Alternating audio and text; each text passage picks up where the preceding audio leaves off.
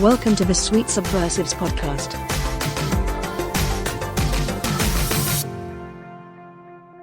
Hello. Hello. So we're both blue today. We're so blue for you. How did that happen? I don't know. We didn't even coordinate it. I have my Minnesota LP t-shirt on. I just have boobs. Oh. There's not. I know. Yeah. It's not 3D though. No. Not as much fun as that. Oh, but I know it's like we didn't even like say like what are you wearing? What are you wearing? What are you wearing? What are you wearing? We should probably introduce ourselves. Oh my God, who are we? Oh, we're the Sweet Subversives. I'm Heather Biederman. Kara Schultz. Oh, I'm like, point the wrong way. There way. The lovely Kara Schultz. I know, I can't. No, it's so backwards. Like, yes. How did they do it for the Brady Bunch? They were brilliant and ahead of their time. It's like, it'll take me years to figure this out, but that's okay. Yes. So enjoying, we have beautiful, beautiful Minnesota weather yesterday and today. Perfect. Amazing. Yeah. It's sunny. It's hot, but not too hot, not too humid. It has been perfect. Perfect weather. So if we were Goldilocks, we'd go just right. It is Goldilocks weather. That is absolutely correct. Because normally it's a bear and it's not happy. It's either really hot or lots of mosquitoes. And I actually have sat outside and there's no mosquitoes swarming me this year. I don't know why. Oh, I got bit up the other night, but did you? Oh, yeah. I hate that. I'm very sweet to them, so yes, I get eaten alive. Oh, and my cat has missed me a lot lately, so he's gonna be like running in every so often and like saying hi. So don't be surprised if you don't like cats. Just avert your eyes. Right, because Giraffe Cat will make his appearance. Oh my God, he's right here by my face. I'm pretending not to look at him, but here he is. What a rude dude. Like, this isn't even your show. We have a special guest today, and it's not you. We do have a special guest today. So we do like to do usually a segment of Libertarians Caught Being Good, but we're going to do the whole show of an amazing libertarian who was caught being so freaking good. So good. I mean, always, Alex has always been known as someone who is wonderful and always. Alex Merced, our former vice-chair. He was able to hang up his mantle at the end of the convention, so I bet he's relieved. But, at the convention, he was kind of tossed into a very difficult situation, very challenging, very emotionally charged. And dude was a fucking champ. He was a champ. A rock star. So, he was a rock star. Yeah. And I will say, I have lots of different groups of people, and the common thread in the last week was we love Alex. And I think he is, lots of deserving love for our former vice chair of the Libertarian Party. Yes. So let's bring Alex Merced, Alex Merced, and Alex Merced. How many of them are there, Kara?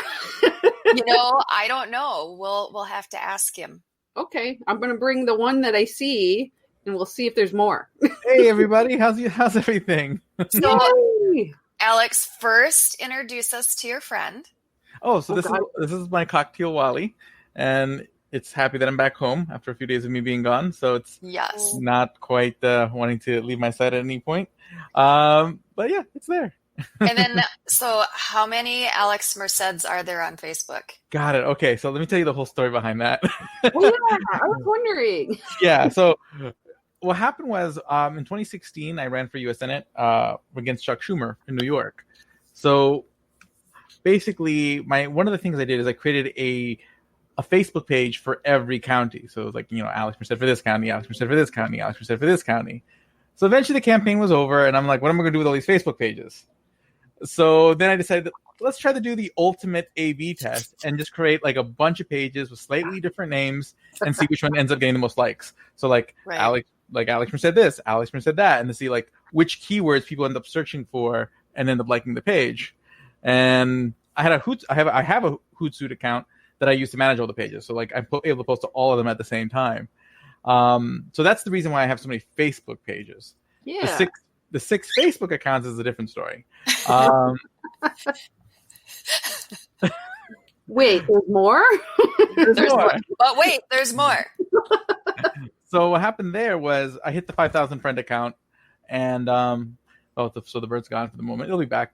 But I hit this 5,000 friend account, and so I started the second one. I saw the second one happen, and then when I was running for vice chair, I wanted to friend like as many libertarians as I could, because basically I can post whatever I want on my Facebook, on my own personal page. So it's just easier to be friends with them. So what I did is I would just go on my account and I would go to just different libertarian Facebook pages and literally just like friend everybody who likes any post. And then when one Facebook profile was like full, I just made another one. Oh my God. And that's how I ended up with 6 Facebook profiles. There's one that's just like purely like not political at all. But that one barely gets used because it's not political at all. I love that. I think you should have conversations with yourself on these different Facebook accounts. Just like, go, hey, Alex, how are you feeling today? Well, Alex, pretty good. What's up? It's become such now it's just become like part of my identity. So I just kind of go with it. Because like people tag like all the profiles when they want to tag me, or they'll create like group chats with all of me to talk to me on Facebook to make sure that I see their messages. So and I do. Yeah. So now it's just there because it's a thing. Like I'm not really like running for anything right now or really like building up towards anything. So now I have all these pages. There's people there, and so far at least I'm assuming that they stuck around because they don't mind my posts. So why not let them keep seeing the posts? We all need more Alex in our life. Yes. We need all 6 Alexes in our life. The powers combined, they become a super Alex robot. Yes. Oh my God. Okay, somebody has to draw that like right now. Like if you have any artistic skill, make like a Voltron Alex kind of thing. That would be freaking awesome. Oh man. So I see Michelle says, "Hi Alex." Hello. Hey Michelle. Oh, and Michelle, welcome to LP staff. I was so happy to hear that. Yay! Yep, she's my coworker now. Yay! Good people. Very happy about that. I'm so happy about all the things this week. Like I was listening to the first LNC meeting since the convention yesterday, and I thought that was spectacular. It was just a meeting. It was just it was just a meeting. It was nice, and there was like good like talks about like oh, we should meet more often, or let's have advisory committees. There's all this really good stuff, and I'm like, oh, this is just really like makes me excited for the future. I am so excited that things are going to be positive, and like there are some hard times this past year. I know it, but it's nice to see that we're kind of turning that corner, and then there's like positive good things. Nice. So I have to ask you, Alex, when we had the first sitting of the convention, or however you want to term that, and then you were chairing the end of it. Did you know that was going to happen? You never know what's going to happen. Like I don't even know if Nick knew it was going to happen. So like it happened, but like as vice chair, you kind of like are always have in the back of your head at any moment you might get past the gavel, and that had happened like that towards the end, like the first about year and a half of me being vice chair. Like not much happened. It was pretty cushy. But then starting with like the Austin LNC meeting and going forward, I started getting past the gavel more and more. So I started to expect that it might happen a little bit more. But no, I had no idea. I was literally eating a sandwich when that happened. So as soon as like it started looking like it was going in that direction, like I'm sitting there like trying to chew real quick, get back to my like laptop, because I had like the laptop on like I didn't have my headphones on, I had the speaker on, so that way I could just listen to it and eat my sandwich. And then I'm like, oh no, this is about to get past me. So I rushed to my laptop, get my headphones on, and that's when I'm like zooming in like this the minute like I turn the camera on to say, hey everybody. And then like the online part wasn't so bad. Like the part that made it really difficult was more just that it was hard to keep up with the queue. Which that everything else I thought was fairly, actually was not a bad medium. And then like the hybrid though, that was much more difficult when you're having both, because you have to come up with different ways of doing things for both, especially because of some of the circumstances of this last week. But you adapt and you do the thing. So what did you think when you started to hear more and more that it looked like a hybrid convention? It wasn't going to be all online. It wasn't going to be all in person. It was going to be a hybrid. How the heck do you do that? So what did you start to think about that when you realized that's how it was firming up? I mean, I assumed that was from the ending of the first inning. I kind of assumed that was going to be the case. I figured that at some, like, I just couldn't figure that it could go either way unless, something happened that we just couldn't hold the event in Orlando. Right. So I assumed it was a hybrid case. So like the part I was more worried about was just more like making sure that, because like the first year and a half, I had spent more time studying Robert's rules. But then like last September, I decided to switch careers into software development. So all my study time went towards that. So I got really, really rusty. And all the stuff that I had studied before was starting to like fade away. So I had to like redo all that while still like studying software development. So like the last excuse was just like me in one book or another, and just getting really, and then also, then in the last week, after the LNC, we kind of like authorized online participation preemptively. It was very visible that there was going to be a discussion about this. So then I spent time reading up on like common law and parliamentary law and whatnot, knowing that some of those questions were going to arise in the beginning and trying to find a way that I could thread that needle. Like I felt I had an answer. I think the route that I was hoping to go kind of changed as the day went on. One, because we had recess for half the day, so the audience was kind of already restless at that point. Right. And then also just so things just kind of evolved as the day went on, but we found a way to get through. And I think the way it happened was the way it had to happen, because it's not just about like how you do it, but it's also about how everyone feels about how it was done. And that was my biggest concern. Right. Because you just go one way or the other, there's going to be a part of the delegation that's going to be not feeling good. And for an event like that to work, you need everybody together. So my mind the whole time, especially like the 3 or 4 days before, was like, okay, how can I execute this in a way where neither side feels too sore? I think the way it happened was actually not the way I planned it, but actually better in a sense, because both sides really got to see their what they wanted to play out, and in the end get to a place where both were happy. It took longer, and not 9 hours. It took technically 4 hours because we were recessed for the first of the day. Exactly.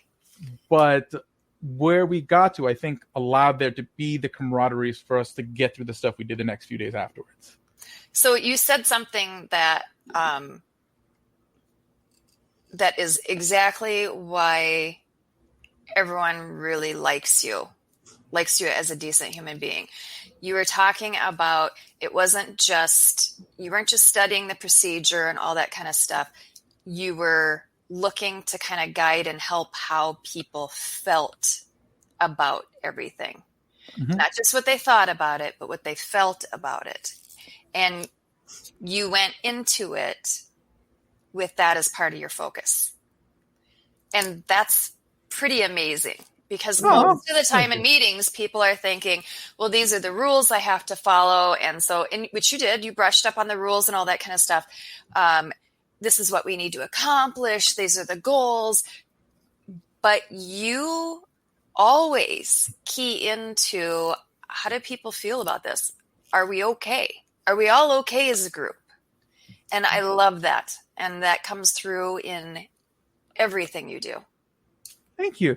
I mean, it is part of like who I am, but also it's also practical. When everyone's on the same page with you, it's just easier to get things done. And then like even when I first joined the LNC, like I tried always try to get a feel for the room. So like in the beginning, I had a lot of motions I wanted to move, but the first thing I did is, instead of just putting them on the email list or moving them at the first meeting, I emailed a lot of especially the people who've been there for several terms. They first get their input on it, because even if they were okay with how it was, just the act of asking people are going to make them more willing to work with you and try to find a way to make what you want to do work. So it was just like a lot of that, and then also allowed me to build better relationships with everybody on the LNC, which it was, when it was great, it was amazing in a sense. Like it was such a, I really do miss like the golden points of those 2 years. But I'm very excited to see so many. I think just about everybody who's on the board right now are people who I've considered great friends who have met along the road the last few years, and I'm really excited to see what they're done. I'm already hearing great ideas and great things, and it's definitely truly like a new era. Like it definitely feels like the makeup of the committee is so different from one term to the other. It really is kind of like a new era, and you can kind of see that, because what happens is that after a while, bridges get burnt. That's just the nature of people who have to work together for a long time, which is why it's good to have turnover, so that way you can have those new bridges that allow things to get done again. I mean, that was part of the reason why, sometimes you need those resets. And that was part of the reason why, and luckily Omar was willing to take the gavel on for a little bit during that first day. That allowed that little sort of reset to get everybody back on track again. Yeah. Yeah. No, that was really good. So Heather, I was not a delegate. I was there as staff. Heather was there as a delegate. So Heather can speak to the delegate experience of being at the convention and what that was like. So when you were at the convention and on the floor, what was that like? How did you perceive the convention to be going? I felt the first day was a lot more of a challenge, right? Everyone was trying to feel out where they were going with it, right? Yeah. But I do feel like you Alex, you yourself had this kind of calming influence over a lot of us, and I felt that you kind of bring this sense of empathy to each other, and we want to get this stuff moving forward. We want to keep going with it, and there was excitement because we didn't know if we were going to have this convention. So those of us who were there, and the people that I talked to, were all like, we want to make sure those who couldn't be here are represented, but they can also have their voices represented. And so I wanted to make sure it happened. And I felt like you kind of shone that light on us that made us feel like, yep, we're going to go forward with this. And I felt really good about it. Yeah, I think there's definitely a lot of key moments that allowed that to go as smoothly as it did. I mean, I definitely think Spike coming in at a moment to kind of speak to the audience in the midst of all that was really key to kind of getting everybody to calm everyone down for a bit. I think, again, being able to switch places with Omar for a bit allowed us to kind of get through the blockade we had for a bit. And then Joe Bishop Henchman with this compound motion at the end really kind of brought it home and got the home run right there at the end. I was going for like a football metaphor, but I ended up with a baseball metaphor. But it all works. But it all works. But I do agree, like, in the sense that it's important. Like, one of the things. I mean, I'm not the parliamentarian of the year by any stretch of the imagination.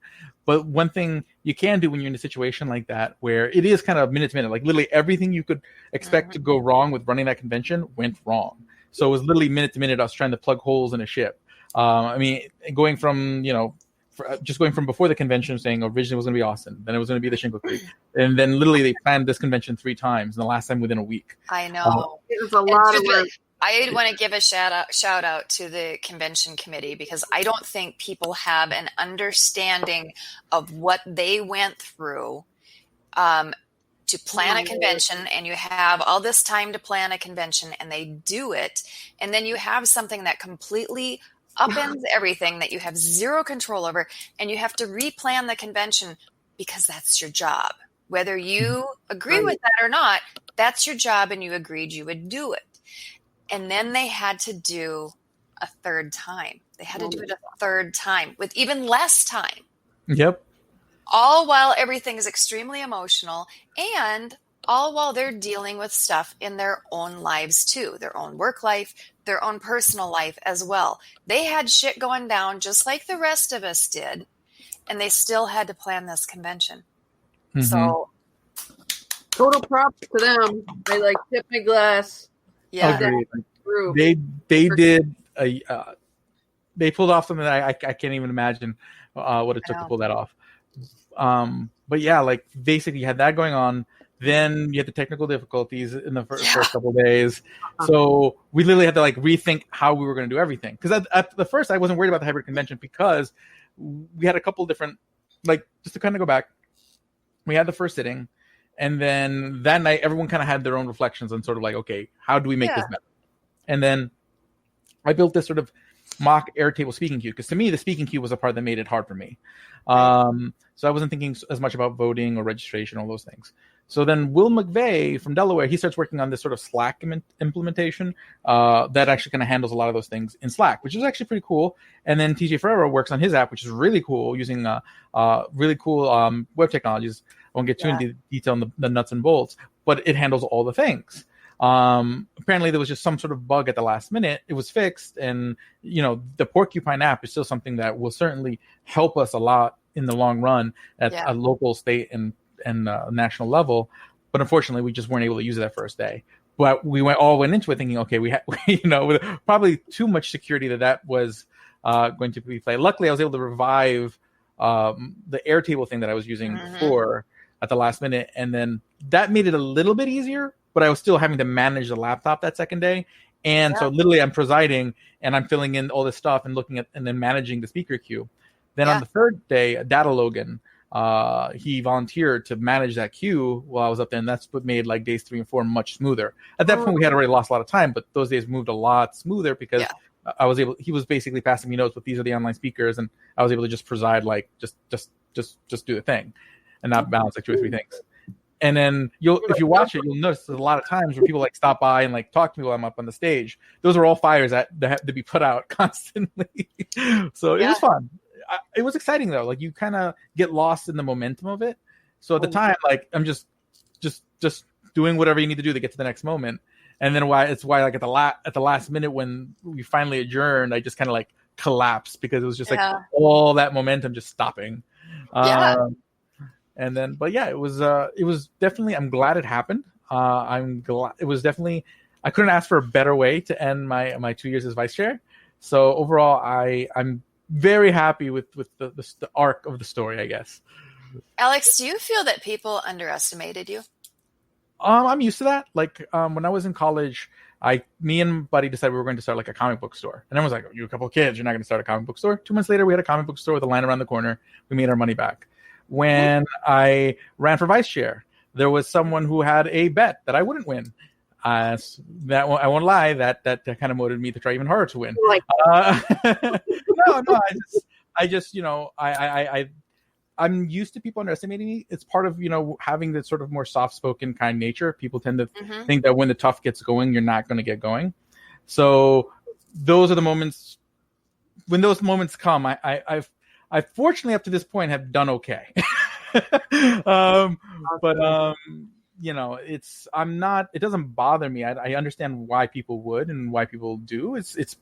I rather people underestimate me and then I overperform than people expect too much from me. The other way. So I don't mind. It comes with the territory. Well, all I care about is that at the end of the day, any impact I leave is good. Well, your impact absolutely has been good. Thank you. So what are you going to be doing now? I mean, now you have, so let me ask a different question. I'll back up a second. So now you're no longer vice chair. What was that like when you realized these may still kind of be my monkeys and this may still be my circus, but I'm not one of the ringleaders? Yeah, no, it hit me when I stopped getting the emails.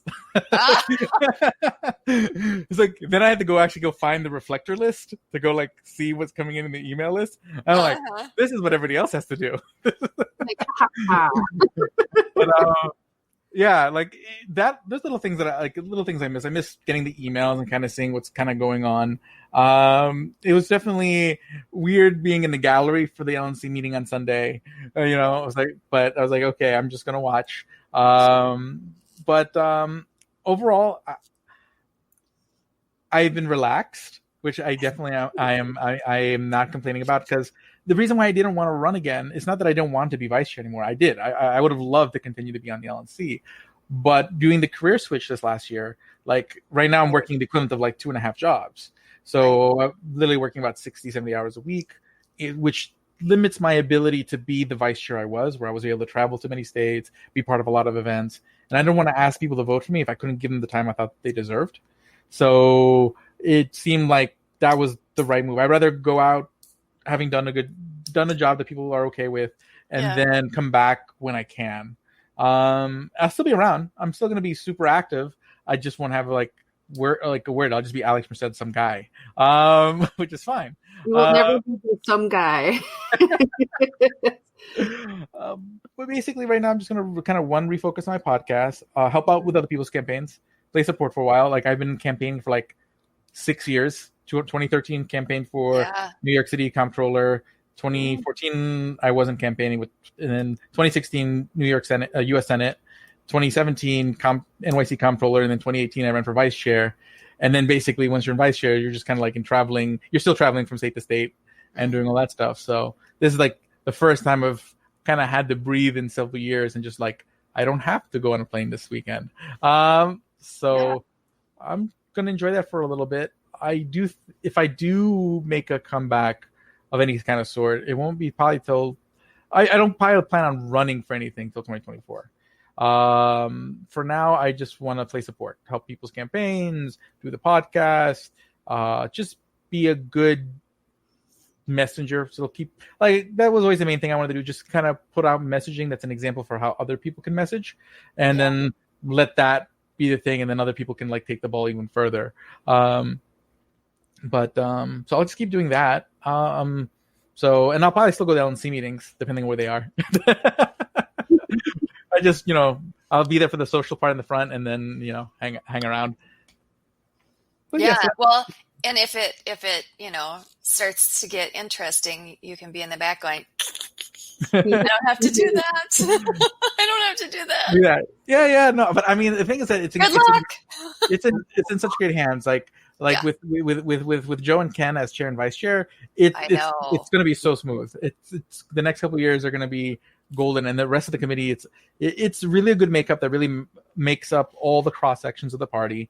There are people who get along well, who know each other well, who are ready to do work, and and I mean, I can say the same thing about the previous LNC, but I mean now it's really sort of it's just really new.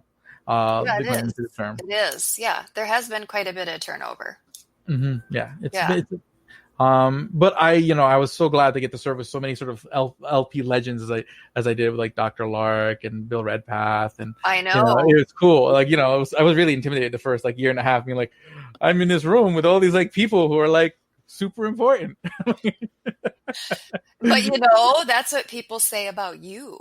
Yes, right. When people were at the convention and they're like, and we would hear people, I have to make sure that I talk to Alex. Do you think, and people, and people were wondering, do they approach you? Do they talk to you?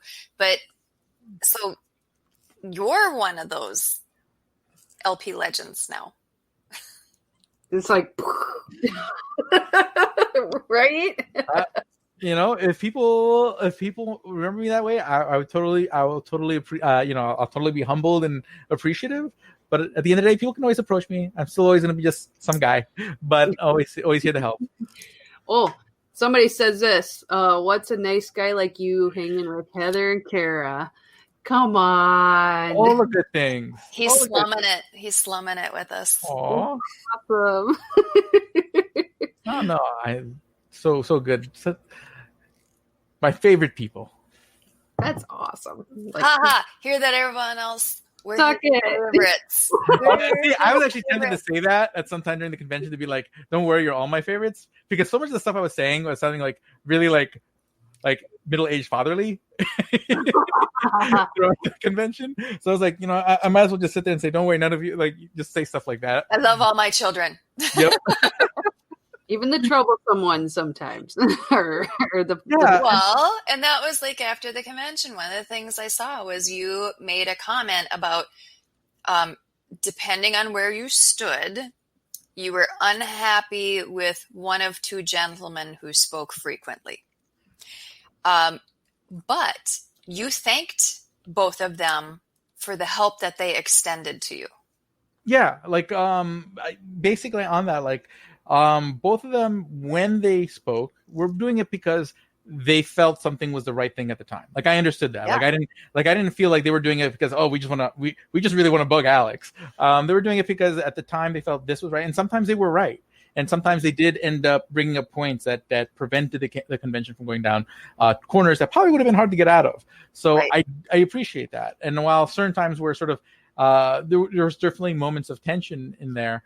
At the end of the day, I always tried not to lose sight of that. Everyone's going up to no one's in the Libertarian Party because they don't care. Like this is not something you do casually. Like, I just want to, you're in the party because you care. So everyone in that room, I know, cares about what we're doing. And even when I may not agree with what they're trying to do in that moment, or there's a moment of frustration, I'm constantly trying to remind myself that like I have to make sure that like this person's voice get heard, and I got to understand of what they're trying to do and see if I can find a way to get everyone, them and everyone else there. So there were, I tried to be accommodating where I could, even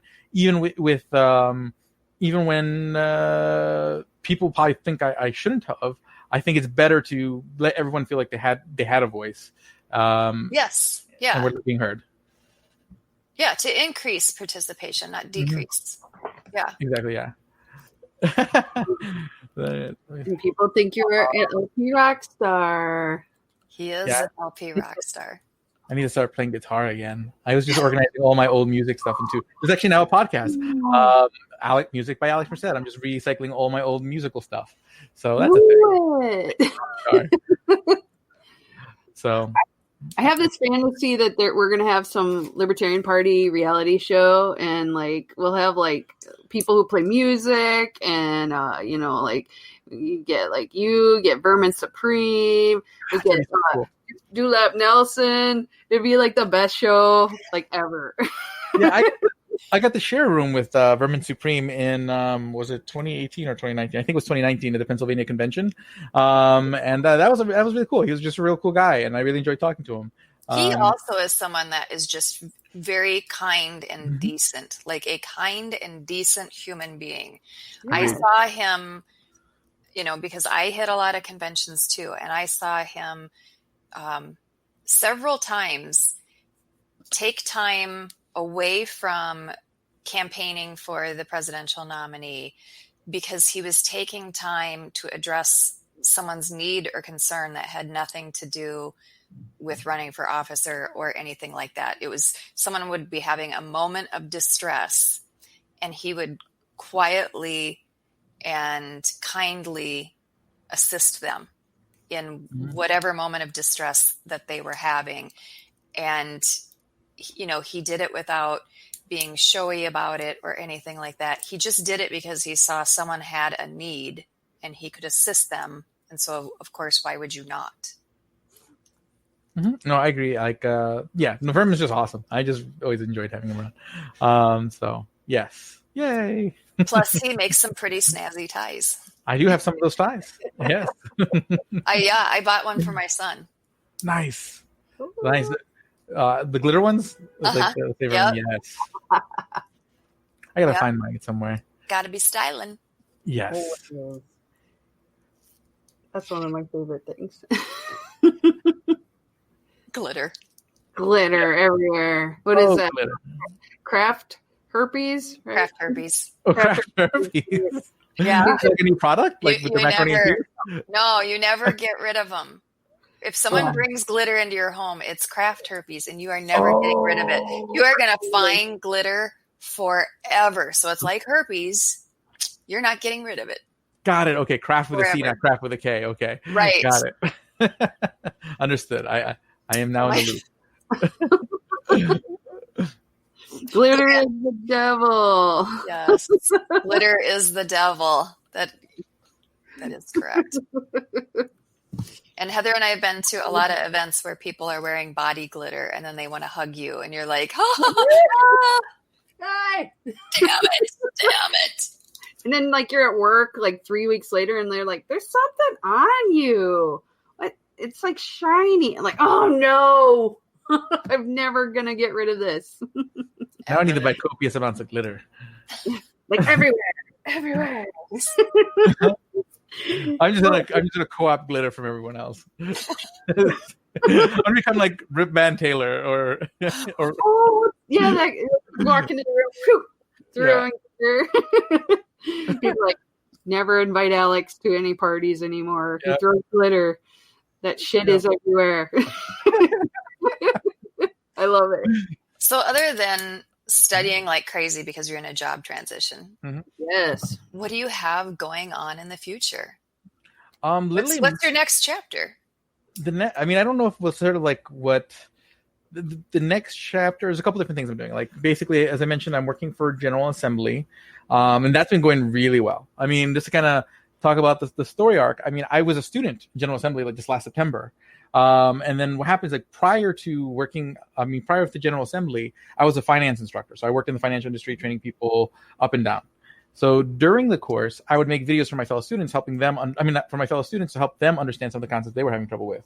So the instructor noticed. So then basically at the end of the course, when I was like starting my job search, I had already found another job with the software development agency. And at the same day that I was about to accept that offer, he goes, do you want a job? And so they offer me, and then usually you would like become an instructor assistant first, but they just basically asked me to be an instructor because of just sort of the videos, and they enjoyed what they saw and whatnot. So that was really cool. And so basically I became an instructor, and now I've taught. I'm on my third and fourth. I'm on my third and fourth course right now that I'm teaching for them. And there's all sorts of like surveys you take with the students take and to get grades. And so far, like the results of the courses I've done so far have been pretty awesome. I'm very happy with sort of the performance so far. And then on top of that, I got that other job where I'm working for actually developing software, so primarily JavaScript, back end and front ends, particularly with like React. So basically what I've been doing is just learning coding beyond that. So I've learned like 5 or 6 languages now. I'm learning other ones. And I've done a YouTube channel. So that way, as I learn, this is the same thing I did with Liberty. When I first became a libertarian, I started a YouTube channel back in 2008. And every time I was reading all these books by like Mises, Friedman, Rothbard, etc., like what I would do is as I would read, I would make videos just talking about what I just learned. Because one, it helps me understand it better, but a lot of other people kind of get those insights too. And that's kind of how I got known originally. So that's because it was those videos that allowed Michael Sanchez in New York City to know who I was, who then called me to become the New York City New York City public advocate candidate in 2013. That's how I got involved with the LP. So now I'm kind of doing the same thing in coding. And it's been going really well. Like the YouTube videos have been picking up some pace, just talking about code. I'm still doing libertarian videos and libertarian podcasting, just not as prolific as I was before. I was like doing like 3 or 4 videos in a day. Now I'm more like that with coding, where I'll come up with like 3 or 4 videos in a day of just like different exercises, different languages, different stuff. So it's kind of balancing out the two, but basically a lot of my time has kind of gone on the software development front. So that is kind of the chapter. Like I always like to make sure that like I leave an imprint in whatever I'm in at the moment. So right now I'm still like leaving sort of my imprint in the software development space. I'm new, but but certainly like building momentum. So I've been very happy with how that's gone. LP wise, again, I'm probably going to be more support for at least the next year. Also because I just don't know where I'm going to move yet. Like the plan, I'm more than likely Orlando. So I've been watching you debate where you're moving. Yeah, that's been for a while now, hasn't it? 6 months. Oh yeah, I've been trying to move since like 2016. Well, that's a little longer than that. But I thought you were getting kind of serious about it in like the last 6 months. Yeah. That's when I saw you asking, should I move here? What was it, North Carolina? Different places. Yeah, we still really love Charlotte. Like I really love Charlotte. It's just we have family. It's a great place. Just don't carry a tiki torch. No worries about that. Basically we have family in Orlando. We have friends in Orlando. I mean, one of the nice things, the best thing about being on the LNC after 2 years is you then have friends and family everywhere. Yeah, you do. Yeah, it's that's pretty cool. Like you can literally just go anywhere and there's people you can hang out with and immediately. Yeah, like that is the best part. But so technically I have friends everywhere. But Orlando, like my wife's godkids are there. Her mother's like an hour away. So it seems like the most logical next step. Yeah. And that was the reason why I haven't run for anything locally over the last several years, because I didn't know if like next month am I going to pick up and move. That was right. And then suddenly, I get a call from Johnny Adams back in early 2018. Let me think about that. No, late 2017. It was right after I finished the comptroller's race. I get a call. It's like, dude, you should run for vice chair. And then like a week later, I get a call from Larry Sharp. It's like, dude, you should run for vice chair. And then I was like, okay, well, if Johnny Adams from the Johnny Rocket Launchpad and Larry Sharp, who's Larry Sharp, is telling you to run for vice chair, I guess I should. For vice chair. Yeah, I originally was just toying with that large, and I wasn't even sure about that. And then they kind of gave me the push, and I was like, okay, I'll do it. And I was like, I'm not going to win, but this will be a fun thing to do. And then I won. And then like, okay, I won, but chances are I'll never have to like really hold the gavel that much. And, Guess what? Sometimes you just kind of fall into the place you need to be when you need to be there. So I'm a totally believer of that. Like, I've always kind of met the right people, been at the right time, in the right place for the next stage of my life to happen, whether it was the comic book shop, whether it was actually being in the Philippines right after the comic book shop closed, because that's where I ended up seeing Ron Paul in a debate that led me to becoming a libertarian. So literally, like, if I had never opened that store and that store had not closed, I would have never gone to the Philippines. I would have never saw that debate, and I would have not gone from like a far lefty to being the rabid libertarian I am today. So it's all interconnected. Like, you just kind of let things happen as they happen. It was supposed to happen. Yeah, like I am certainly a believer that like things don't must happen the way they're going to happen, but if you let it, the right things will happen. Yeah. I will say, you were mentioning hitting the gavel, and I think my favorite meme that I've seen lately is you holding a Mjolnir Thor's hammer. Yeah. And I was like, as a comic book guy, how does that make you feel? I was thrilled at some of the memes. I love the memes. It's funny because I went viral twice in these last 2 years. One of the best ones I saw was like on Twitter. Someone was taking like all these like Thor gifs, and there's this like gif of like Thor hanging up his hammer when he goes home, and they're like right, Alex Merced after arriving home from the Yep. I was like, yes. Unfortunately, I think at some point I have the base, but I lost the hammer. Which is sad. That would have been a good thing to help like to raise money for some state at some point. But I still have the base. That was the part I threatened to throw on the ground. So yes. that will get auctioned off at some point. but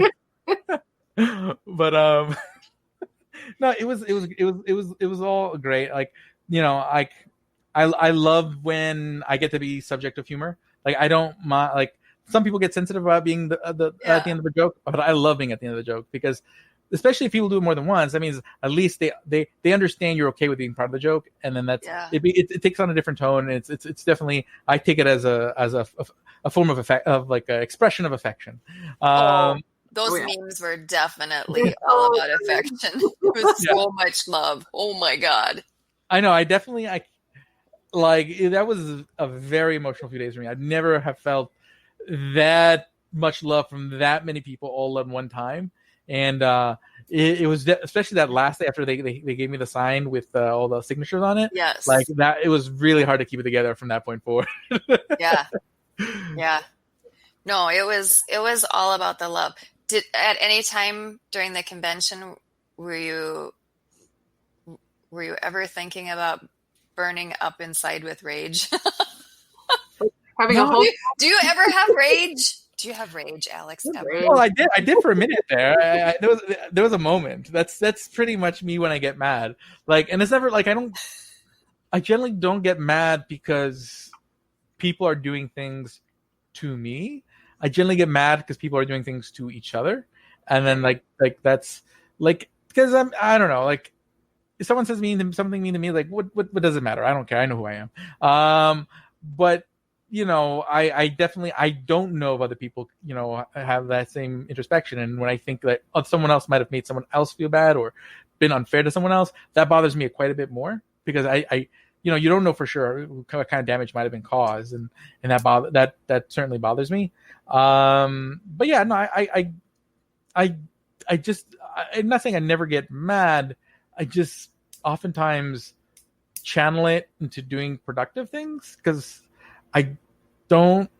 And then also when you get really angry, you get your judgment gets cloudy. Yeah. So as soon as I start feeling myself get angry, I oftentimes think it's like, wow, what's the purpose? And then I just stop.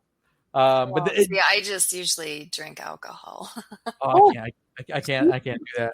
Did anybody buy you a beer? I saw there was he is not a drinker. So what did you buy? Cranberry juice. Like I think I drink one mimosa during the time there. I guess someone got it for me, and I'm not gonna. if someone gets me something, I'm not gonna say no. So I drank the mimosa, which was fine. I enjoy mimosas, but I generally don't drink. Cranberry juice is very good for you and very healthy. Oh yeah. No, I'm all about cranberry juice. But yeah, no. I mean, it's not that I have any. I just never got into it. I guess it just I'm not the flavor just never sat well with me. So it's not like I don't mind being drunk. Like I've been drunk in the past, and it's fun. I don't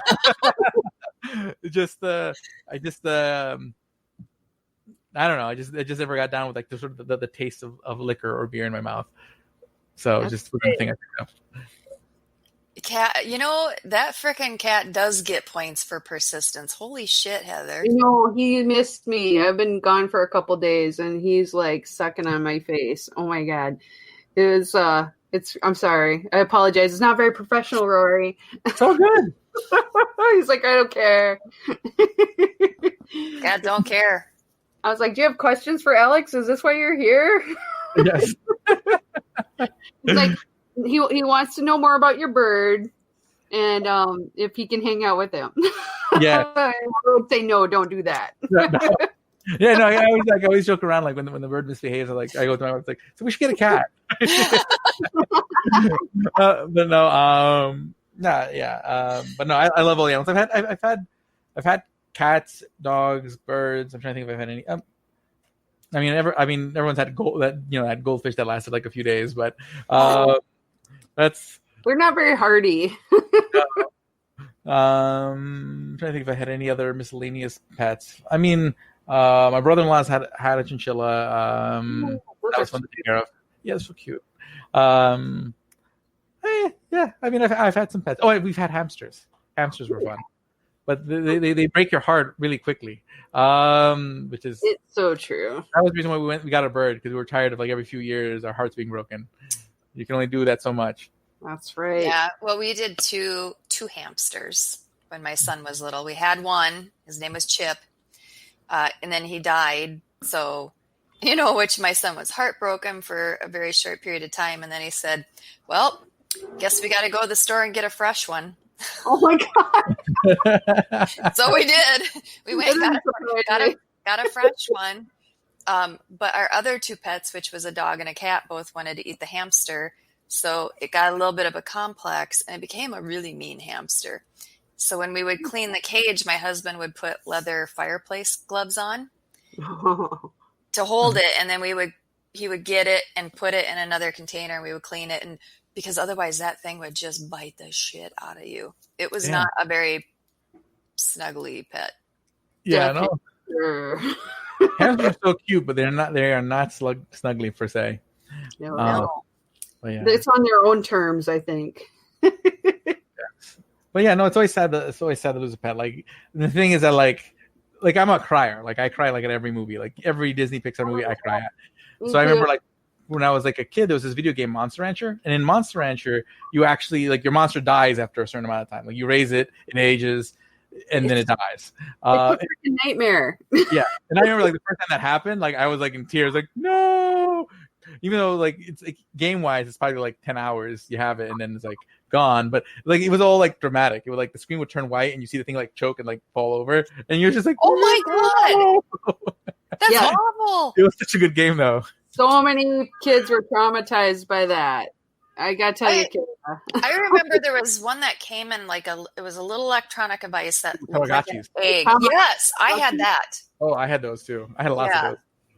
And I was so sad if it like was unhappy. I'm just like, this is a torture device for me. It's just like, I can't do enough for you, little electronic toy pet. Ah, I was, I was always like, suck it up. What is wrong with you? Buck up, man. You got to toughen up. What's with you with that little digital poop? No. Yeah. If you want to live, you better start doing shit for yourself. Never did. Mine didn't last long. And I'm good with animals, like except for the ones that harass me while I'm doing shows. But, it's just like those electronic ones were the worst. You could never make them happy enough. Then eventually you're just like, okay, I gotta put this aside, and then it died. You left it alone for like 5 minutes, like dead. Memories. Why don't they bring those back? Yeah, no, please. Who knows? I mean, I'm sure there's probably like several apps now or mobile games are like that now. Right? But you don't even have a separate device. It's just everything's on your device. Everything. Yeah. All the things. You just have an app that just bothers you every so often. Like, hey, how about food now? And like, no, how about not? Alex, not a bad idea. Huh? May I ask a personal question? Oh, God. How old are you?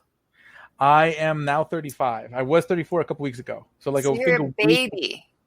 Aw. You're a baby. You're not like literally a baby, but to us, maybe a little bit of a baby. I feel like a baby. Yes. You're sweet. It's been like that's, yeah. I mean, that's, I tried, like the way I always frame things to myself is that I make my choices based on what will be the best story. Basically, at the end of the day, because I don't know how long I'm going to live. Who knows? I might be, who knows? But long as I feel like when the time comes, the story I left behind was a story worth telling. I was good. And like, so like in college, we did the comic book store thing. There was a trip to the Philippines. Yeah. All the runs for office. Like, there was a couple other things. I was a radio show DJ. There was all these little things. Like they never became huge global phenomena. But I can say I did those things. I can say, hey, I released the book. I can say, hey, I hosted a podcast. It's a story, and then that's just sort of like the way I look at just like living life. It's like I'm creating a story. Might as well create a story worth telling. But I want to be Alex Merced when I grow up. I kind of do too. Oh. So you've been doing all these amazing things, Alex, and you have all these really great achievements. Do you have like a dream for something? What's next down the road? Like do you have like what's a big dream? A big dream. I know it's scary, right? Yeah, like I'm like pretty happy where I'm at right now, honestly. I usually the things that I end up doing are I never plan to do them. They just kind of get thrust upon me. It always works out. It's just I don't know. Like I just kind of really just do live day to day at this point in life. I'm very impulsive. So when the next thing comes, it'll just show up, and I'll be like, "Let's do it." So there'll be a thing. I just don't know what it is yet. So. Okay. So we do something on our show where we say one awesome thing that happened to us this week. Mm-hmm. And it can be something big, something small. It doesn't matter.